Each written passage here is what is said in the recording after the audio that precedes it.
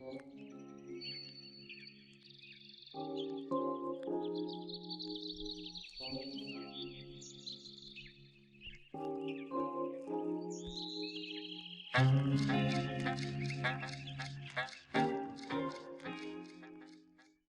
I'm really excited to present this as our topic for today. When Burning Matters, Seasonal Effects on Plant Communities in Florida. And the speaker for today is Dr. Raylene Crandall. She's an assistant professor of fire science in the Fire Ecology Lab in the School of Forest, Fisheries, and Geomatic Sciences at the University of Florida. And she also has Dr. Jennifer Phil here with her today, who's a postdoctoral researcher in her lab. And she'll also be kind of helping with a question and answer as we go. So at this point, I'm going to go ahead and throw it over to you. And I will stop sharing my screen, and then you can start sharing your screen and introduce yourself further if you'd like. Thank you.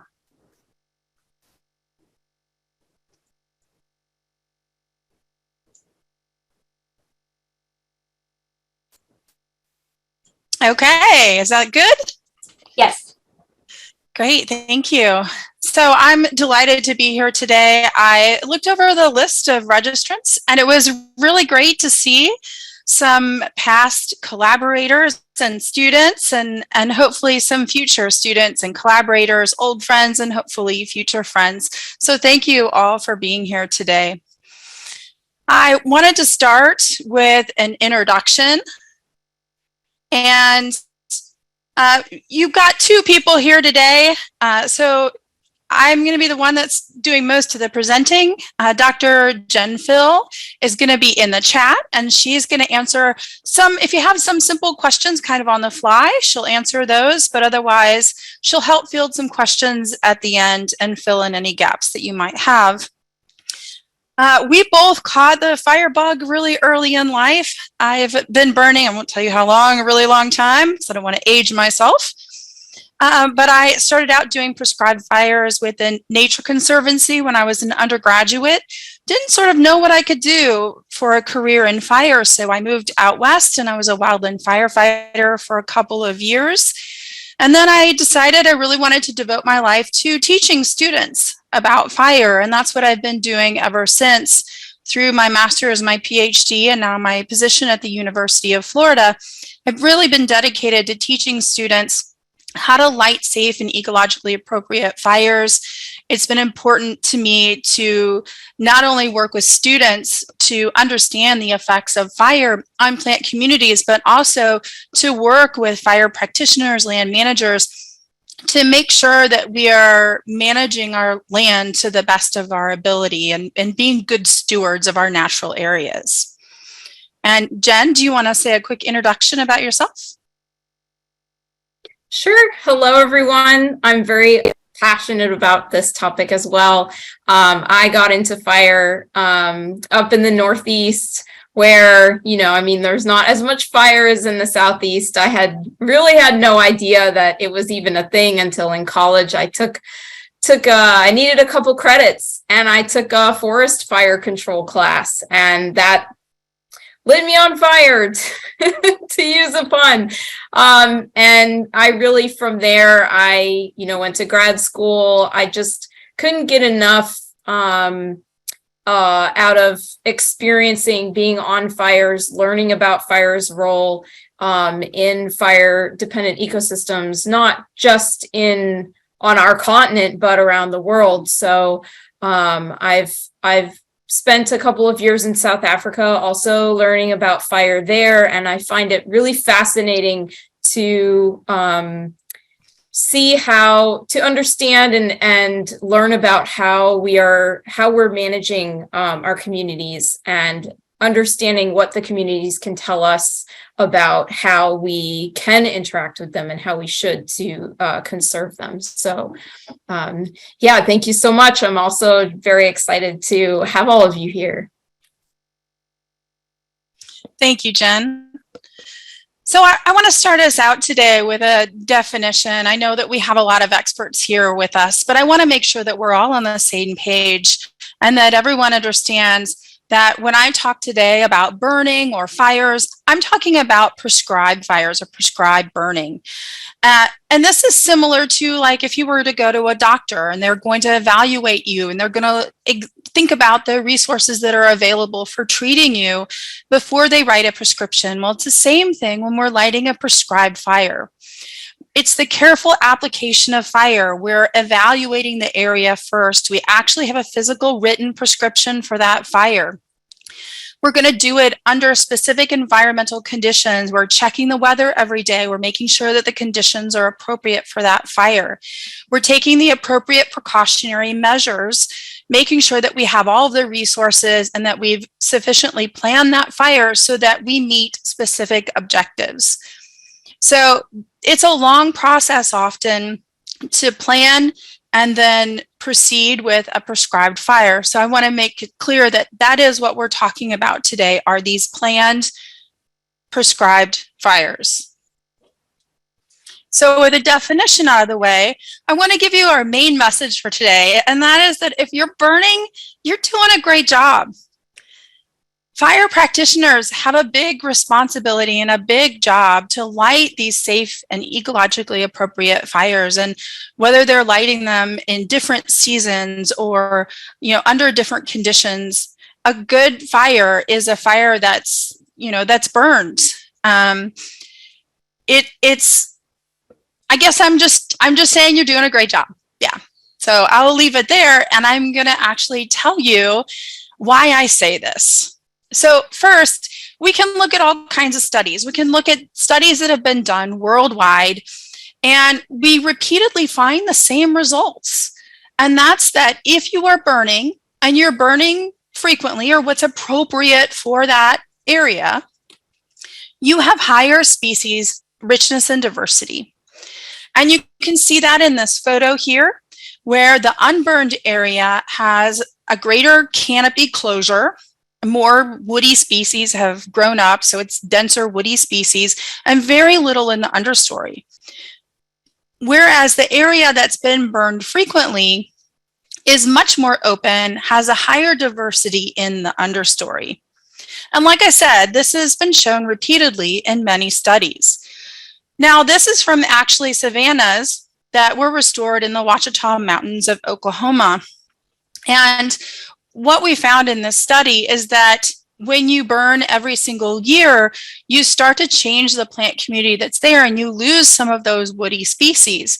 Whereas if you burn every 4 years, that's just enough time for woody species to kind of grow enough that they're able to persist and move out of the seedling stage.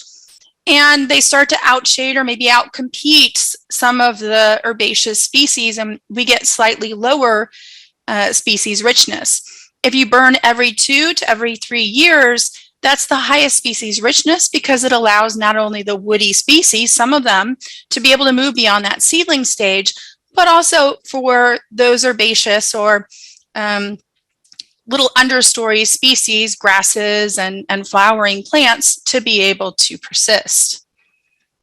And this is a pretty common result that we find in many, many ecosystems. Now, this frequency varies definitely among different communities. And one fire frequency does not fit all communities. So here's the answer to your poll. So of the 42 native communities in Florida, 16 are considered fire dependent. There are other sources that say there are 81 native communities, but this is a 2010 source from the Florida Natural Areas Inventory. We find that these fire dependent native plant communities occur along a gradient from those that require really frequent fire, like sandhills or dry and wet prairies, to those that need less frequent fire, like a swamp or scrub. Now, if you change the fire frequency in these habitats, you're going to find significant changes. So if you decrease the fire frequency in, say, sandhills, or you increase it in scrubs, in a scrub community, you're going to change the plant communities that you find there, fundamentally change the structure of those communities. So that's why we say that they're fire dependent, but they depend on different fire frequencies. And so that brings me to my second point, and that is that you really need to know your plants that are in these systems. So I'm giving you kind of this classic example here of sand pine in the photo. In a study that was published in 2007 by Johanna Freeman et al., they found that an intermediate fire return of about 30 years, plus or minus 10 years, you get the best recruitment following fire. If you burn prior to that interval, then the plants aren't producing a whole lot of cones yet, so there aren't many seeds to recruit after fire. And if you burn when the plants are older, 50 to 80 plus years, then the plants have begun to senesce. They've basically just gotten old and they're not producing as many cones. The seeds are not as viable. And so you don't also get as much recruitment if you're burning when the plants are much older. So there's that kind of sweet spot, and knowing about this plant and about its life history tells you something about when to burn if you want to optimize recruitment of sand pine following fire. So I gave you that example of a species that's fairly common. We can also look on a smaller scale at species that are rare and look at them to determine what the optimal fire regime might be. This is an example of 3 species of Hypericum, or St. John's wort. On the left is Hypericum microcephalum. This one is an obligate resprouter after fire. So when fire burns, this plant recruits from underground storage structures. It resprouts. I've studied this plant for a couple of decades, and I've seen maybe a couple of seedlings. Very, very rare that you would ever see this one regenerate from seed. So we call it an obligate resprouter. On the other end of the spectrum is Hypericum chapmanii. This one is an obligate seeder. It cannot resprout after fire. Even low intensity fires kill this species, but they have a seed bank, and so they regenerate from seed. Now you can see here that the obligate resprouter only takes about 1 year to reach reproductive maturity and produces seed, whereas the obligate reseeder takes more than 10 years to reach maturity. Now, if you burn repeatedly in this area, more frequent than every 10 years, and populations of this obligate reseeder are burned, you run the risk that you're actually going to use up the seed bank and eliminate this species from the area. So there's also a third condition, and that is a facultative reseeder resprouter, Hypericum brachyphyllum. This one is able to resprout if fires are very low intensity, but if they're higher intensity, and it doesn't take much, then they're killed and they resprout from seed. Either way, after fire, opening up the ground layer promotes germination from the seed bank. And they take about 3 to 5 years to reach maturity. Now, you would think, here are these 3 species, and they potentially require very different intervals between fire, because they have different times to reproductive maturity. And it's probably important for maybe not so much the resprouter, but definitely the other species to reach reproductive maturity and produce seeds before fire. But in fact, they occur within about 20 meters of each other. This is possible because they occur along a gradual elevational gradient. The obligate reseeder is in a more upland area that experiences fire more frequently and more homogeneous fires, whereas the obligate reseeder is in a more lowland area. It experiences seasonal flooding, and fires are less frequent and they're more patchy. The facultative reseeder resprouter is intermediate between the other 2, and because it sometimes experiences flooding, it will have lower intensity fires and patchier fires. And here's an example of that. So here is what is in the rectangle is the obligate receder, Hypericum chapmanii. It's kind of tree-like, which is neat for a Hypericum or St. John's wort species. And then the smaller plants in the understory are Hypericum brachyphyllum. And you can see the fire has moved through this area and it's left patches of unburned area.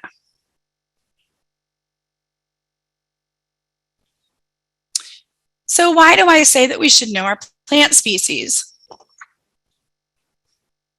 Plants have unique relationships with fire, and understanding those relationships and what they need helps us understand how we should apply fire to the landscape.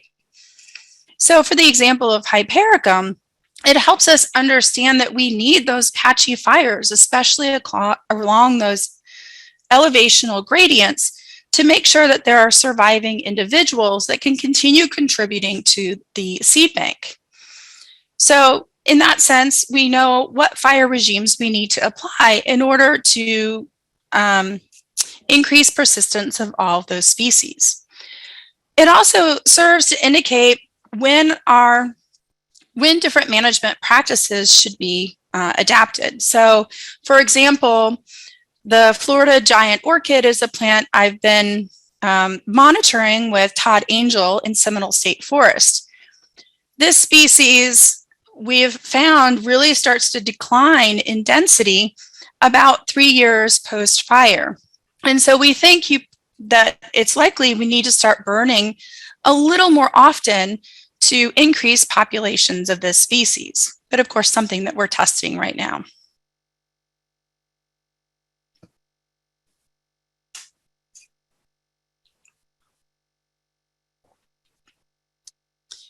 When we discuss management and fire seasonality, sometimes our terminology and the way that we discuss it can be a little bit confusing, especially when we think about not just Florida, but the Southeast in general. We have different ways of defining winter, spring, even dormant and growing season. There are various ways where people define when we actually have growing season versus dormant season. That's one that's particularly hard for me because we've done a study examining wiregrass and we've found that it grows all year round. So some species don't really have a traditional dormant season. We also have wet and dry season, then we have the lightning and the non-lightning season. Some of these actually overlap, so that if you were to tell someone, well, I burned during the growing season, it would be hard to know whether you were talking about the wet or the dry growing season.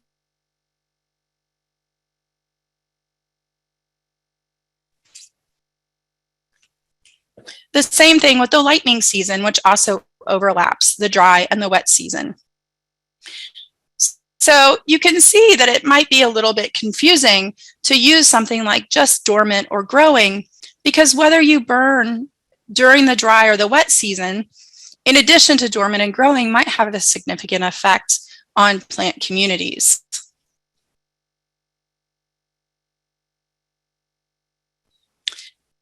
When we burn during different seasons, we can disrupt the population level processes, things like colonization, survival, reproduction. One example of this might be wiregrass. Right now, wiregrass has its seeds, at least here in north central Florida, has its seeds on its culms. So if we were to burn right now, it's pretty likely that we might kill a lot of those seeds and reduce recruitment in the next year. So that's one example of burning during a particular season that might have an effect on a population. Weather is another thing that could influence populations when you burn at different times. So for instance, sawgrass is a good example. If you burn sawgrass right before it's inundated, so maybe a big precipitation event, then it actually kills sawgrass. So that's another good example. We also know that the outcome could be influenced by the physiological stage in different seasons. So wiregrass or Arista brackiana is another good example of this. We know that if we burn during the winter or maybe January versus the summer or June burn, we have differences in seed production and seed viability. Although burning in January, we might get some seed production, not much. Those seeds are not likely viable. Whereas if we burn in June, we have a lot of seeds that are produced and many of them are viable. So by burning during different seasons, we can have these different effects on population level processes, but then these trickle up to affect community level processes. There have been a few studies on fire seasonality, but they're rather limited in their applicability. Several reasons for this. One is a lot of them are short term. They'll look at results of fire seasonality after applying that fire at one time in one season or only a couple of times. And we know that we need to apply fire many times in order to see results of those fires. Many of these studies are also confounded with time since fire. So for instance, they might light a fire in January, March, and June in different areas, but then collect all of the data in November. So they have different time since fire. And if you're looking at a response variable like biomass or percent cover, you're definitely going to find differences because plants that were burned in January are going to have more time to grow than plants, say, burned in June. They also tend to reflect the effects of the most recent fire, but not the long-term regime. One fire in a different season isn't going to negate fires that occurred repeatedly during a different season over a larger landscape. Well, we tried to get around some of the problems that we've seen with past research in a collaboration with Bill Platt, Jeff Glitzenstein, and Donna Strang. They were generous enough to let us analyze some of their data that was collected in the flatwoods and sandhills of St. Mark's National Wildlife Refuge. Flatwoods are more mesic, sandhills are more xeric, but they're all of the pine savanna plant community type. And we asked, what are the effects of biennial fires during different seasons on plant community composition?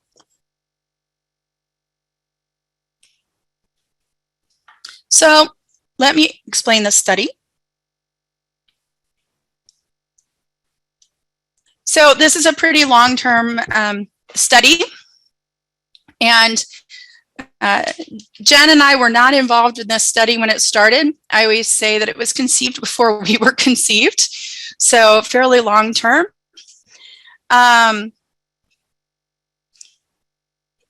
1980, this is when the study began, and some of the oaks were thinned from sites, and it was initially burned. In flatwoods and sandhills each, there were 8 different plots. They ranged from 2 to 5 hectares in size, and they were established within a 10 square kilometer area. There were 6 weeks between burns, so they occurred in early October, late November, early January, late February, so on and so forth. These plots were sampled in 1988 and then again in 2000. So there's a lot of different ways you can combine these plots to start examining them statistically.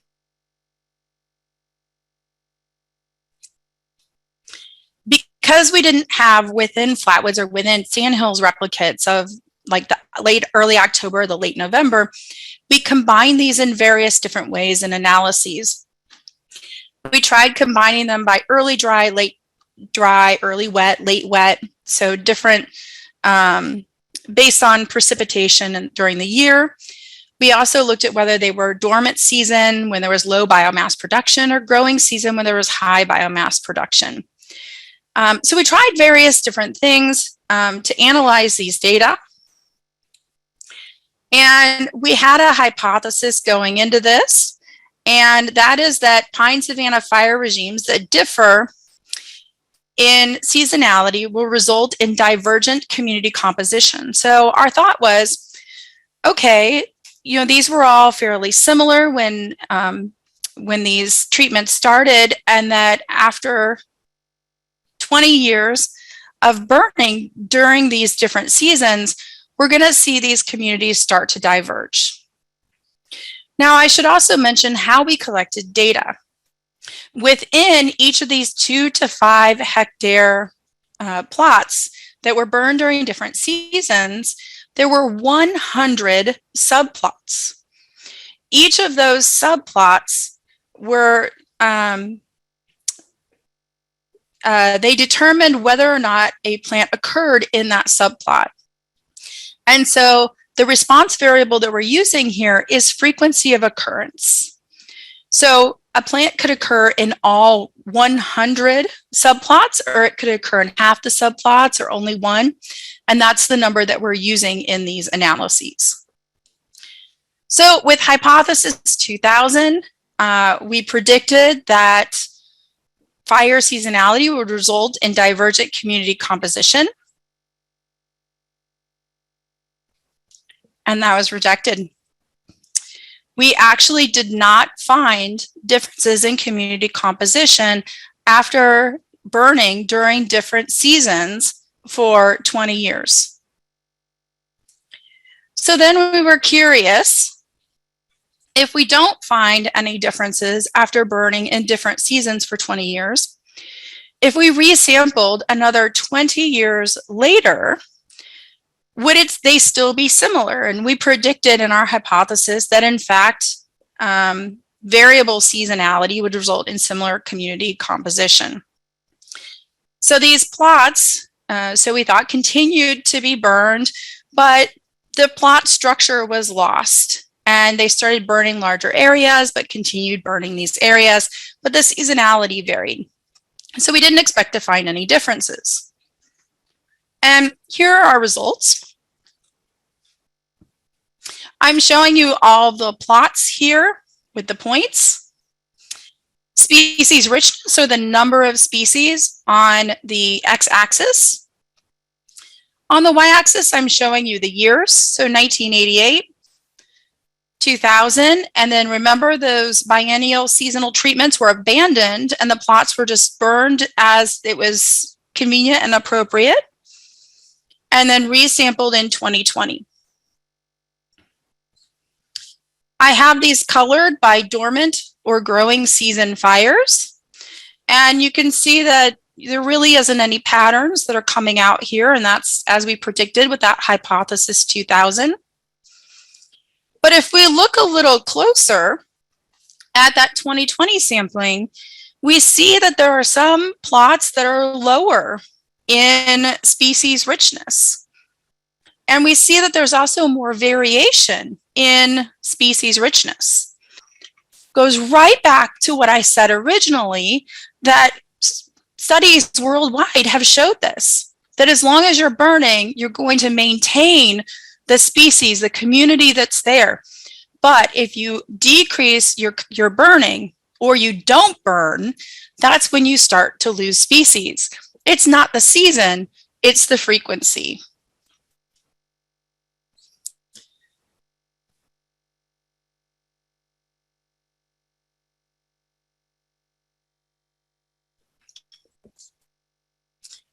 So what we would expect from some previous studies that had those confounding effects of time since fire is that dormant fires would have greater woody species, and in fact, we didn't find that.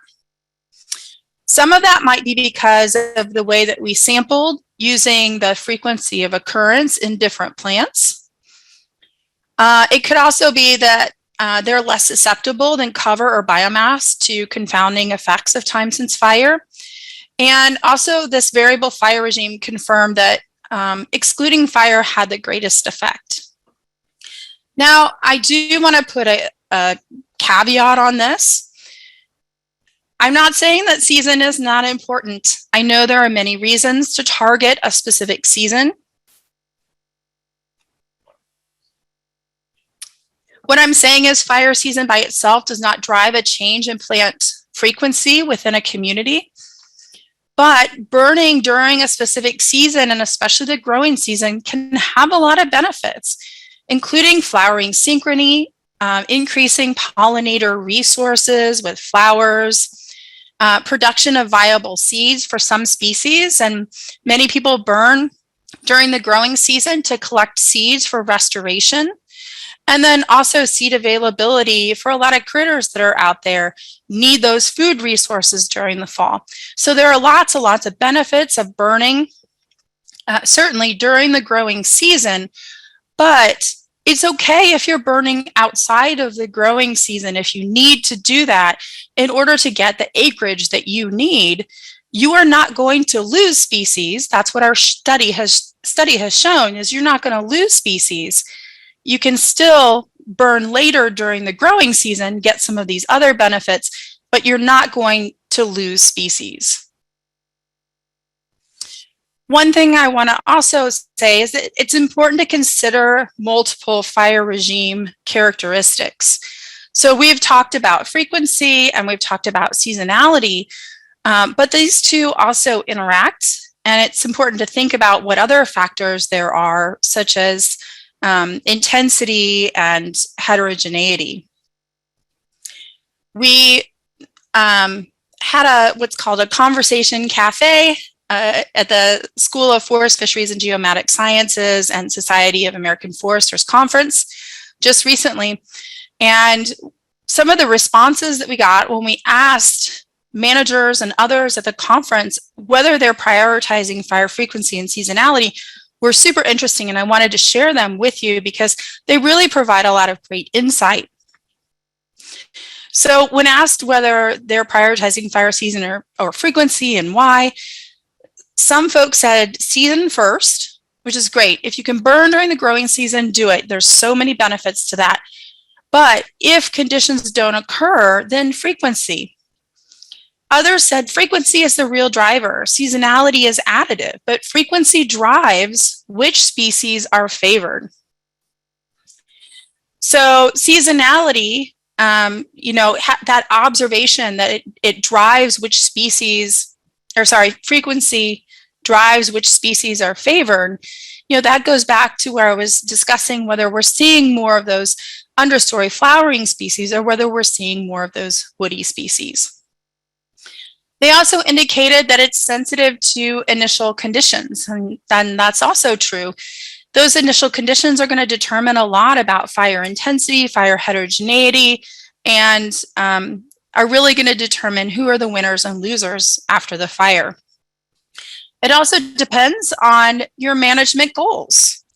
If your management goal is to reduce fuels, maybe that you're not as concerned about seasonality, but you want to get the frequency in there first. Sometimes objectives change also through time.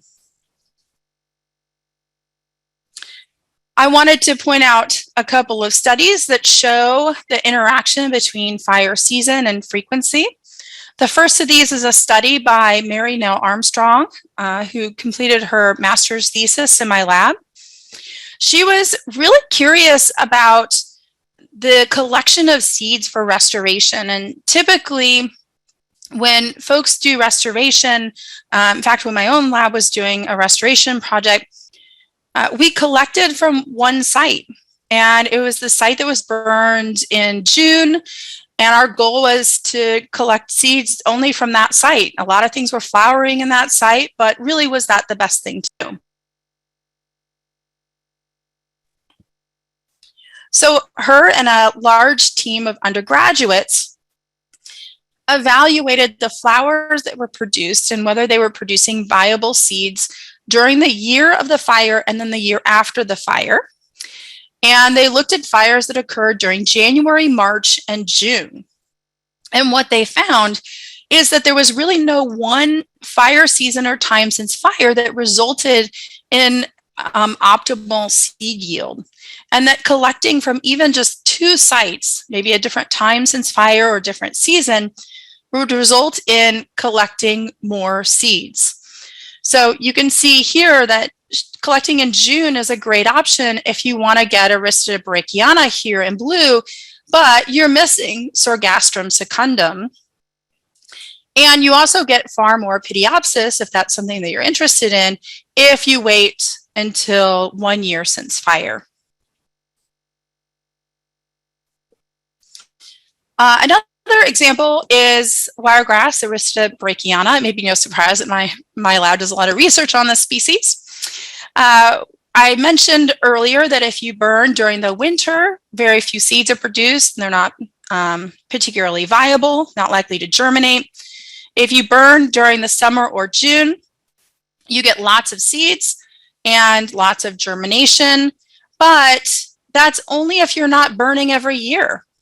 So we've got some observations, and we're going to test this further, though, but that when you burn every year, you're not getting as many seeds as if you burn every 2 to every 3 years. So there's an interaction here between fire season and frequency.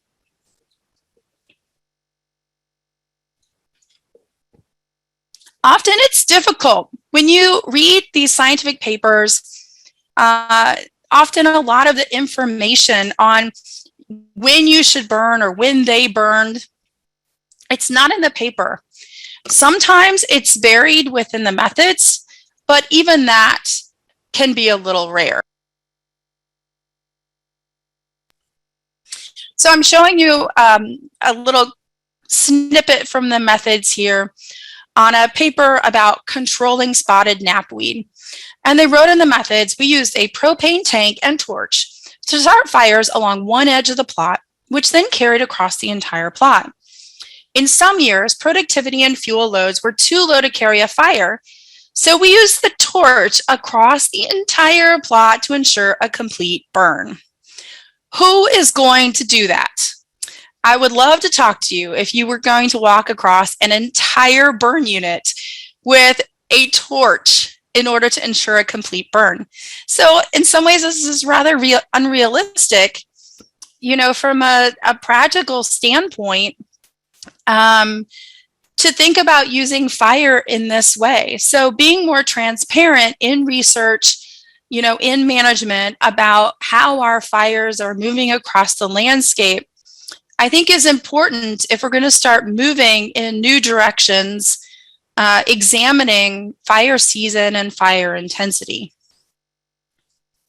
So I'm going to leave you today with this wonderful meme that was created for us by David Godwin of Southern Fire Exchange.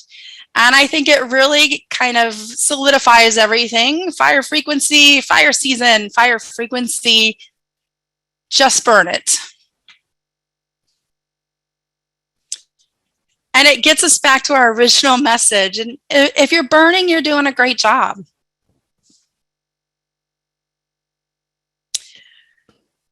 Before I finish up and take questions, I want to point out there's some really great resources available to you through the Southern Fire Exchange. This is a fire science delivery program funded by the Joint Fire Science Program.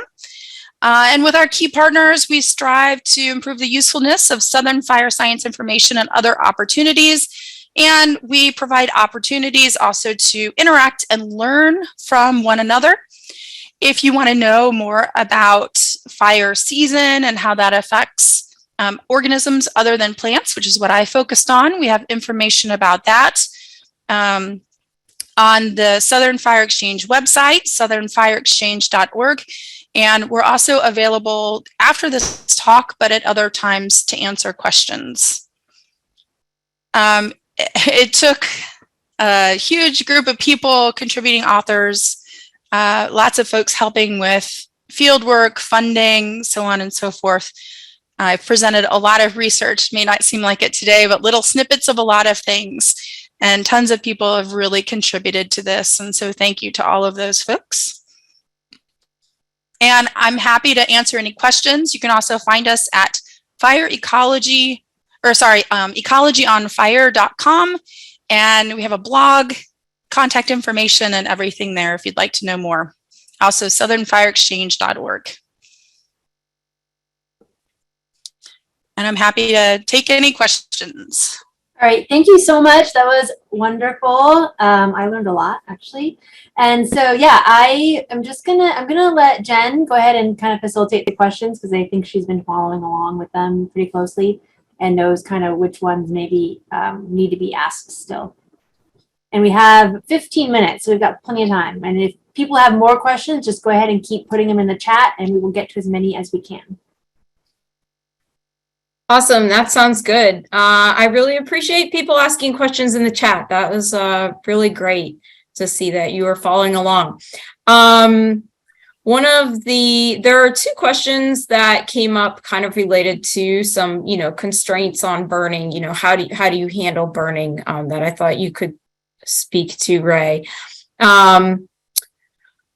One of our participants asked, I'm a soil and water science guy and work with the Boy Scouts in the Panhandle of Florida. They have a 1,300-acre scout camp that borders I-10, and they want to burn to restore the camp to a more native state, but they're being told that they can't burn because they border I-10. Is there legal basis for that?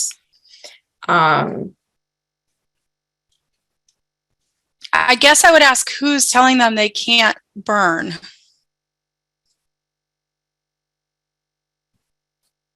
I don't know what our constraints are in terms of like unmuting, or should we chat, Shelly? Yeah, so I mean, typically the Florida Forest Service would be the folks to talk to about that.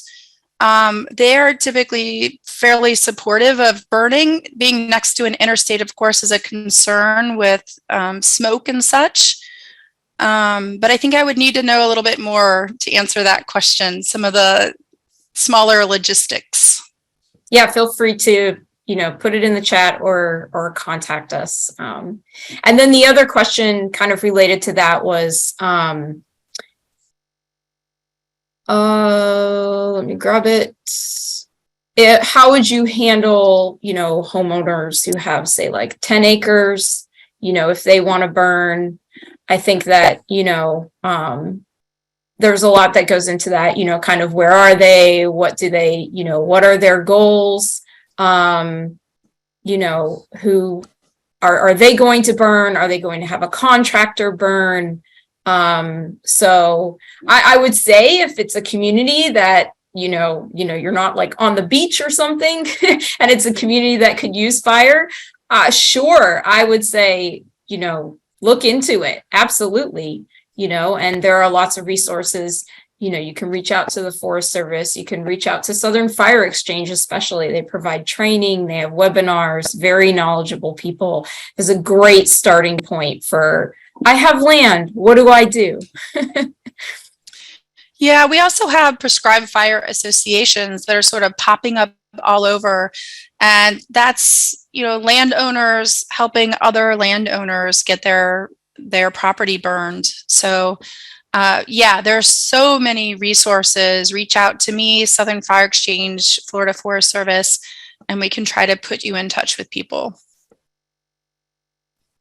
Another question, a couple of questions, some folks, I don't know if you could share your screen again or not, but a couple of folks were asking about the St. Mark's study, the results. Slide. I know which one. The species richness one. Yep. I misspoke Yep. on one. Yep. I've already have it pulled up. Oh, okay. I was looking up questions, so I didn't hear what you might have said. So I suggested that we talk about that slide. Yeah. So I mentioned that I said these were 4 to 5. These are actually 2 to 3. I analyzed these. I actually didn't find any difference in any of them, but we're starting to see more spread. Why are we seeing the 2 to 3 lower with the unburned? Yeah, I'm not sure about that. And maybe it's just the frequency. I don't know. One thing we've talked about a lot with the St. Mark's study is that we also don't know a whole lot about the heterogeneity. Like, we don't have much of that sort of fire information between the third sampling and then the variation. So I would be curious to know a little bit more about this, and we're still analyzing the data as to how these are distributed within burn blocks. So that might tell us a little bit more if we look at kind of the cohesive history. So it might be that those 2 to 3 year burns, that's on average. They could have had a larger cycle in there or something. So yeah, I want to look at that a little bit more, but there wasn't a statistical difference. These are the only 2 down here that came out as being significantly different. Thank you, Jen. I wanted to pull that back up again. Yeah, so the species richness, I'm not sure, there was just a question on that chart. What is the value of the species richness quantity? It's number of species. Count. Yeah, count, number of different species. Yep. There was a quick question on whether the follow-up to the St. Mark study has fire behavior data to relate to the response. And yeah, that is, we don't, unfortunately. There's a lot of, we wish.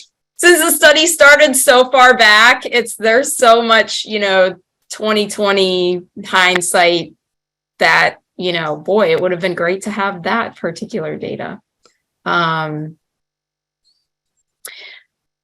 Participant asks, is insect viability a factor in when to burn? For example, caterpillar survival or life cycle for the monarch butterfly? Yeah, this comes up a lot. A lot of people ask about insects and insect mortality when you burn. And, what I generally say is, if you're burning small areas and not the entire landscape, you'll always have surviving individuals. And a lot of insects are able to actually escape fires. If you're on a prescribed fire, often if you look at a pine tree, you'll see lots of grasshoppers just moving up the tree, and they kind of move up the tree and back down after the fire. So that's pretty common, or they'll move below ground temporarily. But after a fire, I just see tons and tons of insects. They're probably more vulnerable to being eaten after a fire too, but certainly there's always some mortality during a fire, and season will definitely come into play with that. But as I said, as long as you're burning larger areas, overall, you're improving the habitat for those species. Okay, real quick, we still have 8 or 9 minutes for questions, so we can keep going on those. I'm going to launch a really quick poll. It's just 3 quick questions. If everyone can just take a second and respond to those while we continue with the questions. Okay, I do like this one. Is there any, I like all of them, but this question does come up occasionally. Is there any species that does especially well with dormant season burns? And I'm thinking we're talking about plant species. I've always found it fascinating that American chaff seed, federally endangered, actually does well when fires are done early or like later, because it is flowering very early in the season. And so if you're burning, if you burn too late, you will burn up the flowers on the plant. So chaff seed is kind of one that tends to do better if there are very early fires. Ray, I don't know if you have any others that you are particularly pop to mind. I think that's the main one. Mm-hmm. I was going to go back and look at Mary Nell's study also, but that's the best example I can think of also. Okay, Daniel asks, how much information do we have on seasonality versus frequency of fires set by indigenous populations? I think that's still coming out. I think we're still figuring that out. I don't know again, I feel like Southern Fire Exchange is kind of my go-to. I'm like, you ask somebody about Southern Fire Exchange or honestly, any of the, those kind of prescribed, any of the prescribed fire exchanges, not, just not Southern Fire Exchange alone, the Fire Science Exchange Network. There's so many resources there, to connect you with answers to that question for sure. And then I believe this question is referring to the St. Mark's slide that you brought up, Ray. This chart would imply that longer intervals mean more species richness. So the question arises, where is the upper limit? So I think that's the chart. Is that? I don't know that I would put much stock in the difference between 2 to 3 and 4 and 5. Those weren't significant. And honestly, I probably shouldn't have pointed out those patterns. The real pattern is when you don't burn, you see a decrease in species richness. But if you're asking what's sort of the upper pattern in burning too frequently, there's a really good study that came out of Tall Timbers Research Station. And they started to find decreases in species richness burning every year. So, I think that there are certainly upper limits, but some of those upper limits are even set by the fuels that you have. If you don't have enough fuels, you simply can't even burn. And a lot of areas you can't burn too frequently because you just don't even have the fuels there.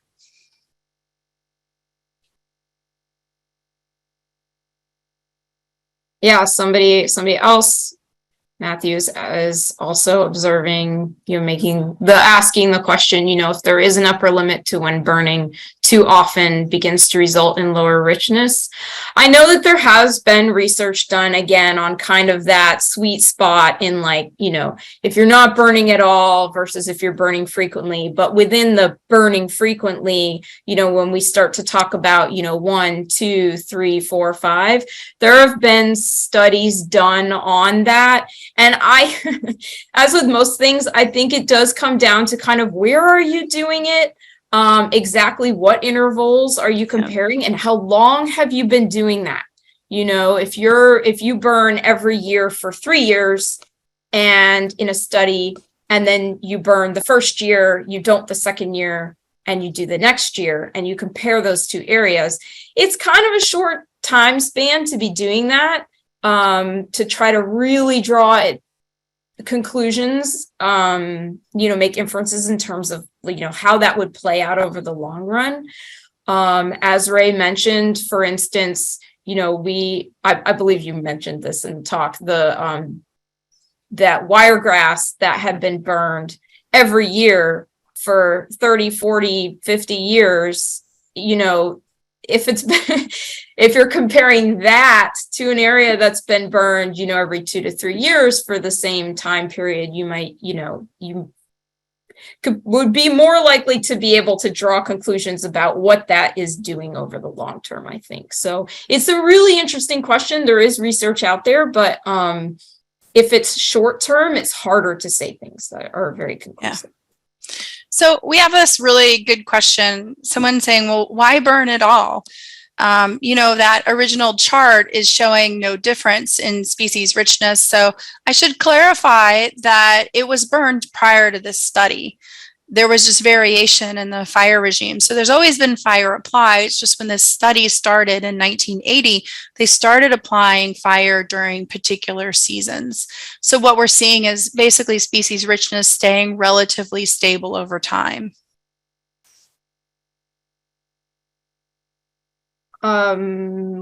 Question. I skipped to the bottom. Sorry, Jen. Yeah, no, it's okay. I skimmed to be like, okay, where did you? Because I'm going in order here, so no worries. Oh, I was right at the bottom. It's relevant. We're kind of jumping around as we answer questions. I think people have more questions. So, do y'all see any correlation with nesting wild turkeys and warm season burning?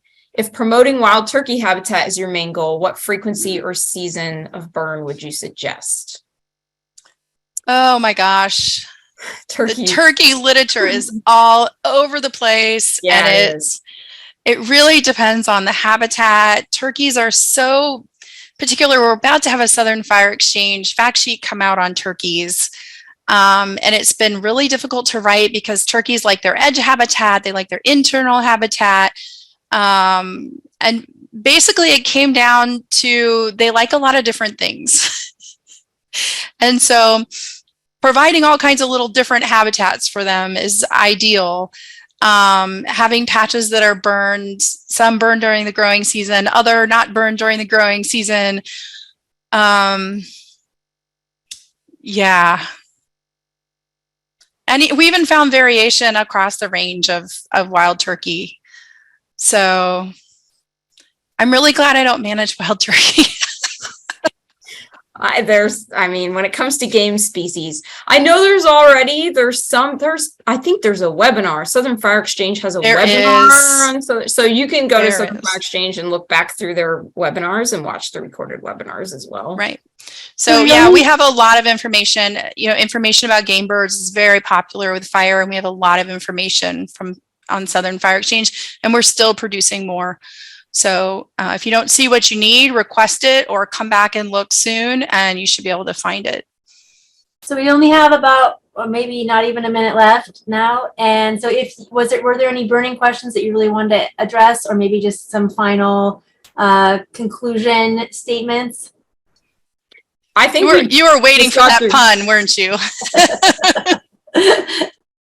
I think we just got through all of them, unless if we didn't answer your question, or if you need more clarification, or if you want to clarify or whatever, feel free to quickly drop that in and we can nail that just now. And Megan, thanks for putting some resources in the chat. There's the Burning for Birds webinar, Bees and Fire EDIS document, and other things. And I can't stress enough, southernfireexchange.org has tons of resources, webinars, fact sheets, and you can also email us, contact us at southernfireexchange.com, I think is our email address, and we take requests. So if you want additional information on anything, we're happy to produce more resources. All right, thank you so much. I did post the Fire Exchange website in the chat too. People need to copy that directly off of there. So thank you for sharing all those resources too. There is a ton of great resources out there. So for everyone, if you cannot find them, please reach out to others, including myself, and I can try and direct you towards the resources. And thank you both for being here. This was really, really informative. I think everyone really learned some new things. And so again, this will be recorded. The recording will be posted online within the next couple weeks. So if anyone wants to go back and rewatch it or share it with your friends and colleagues, you can do that. So thank you. Really appreciate you being here. Yeah, thank you. Thank you, everyone.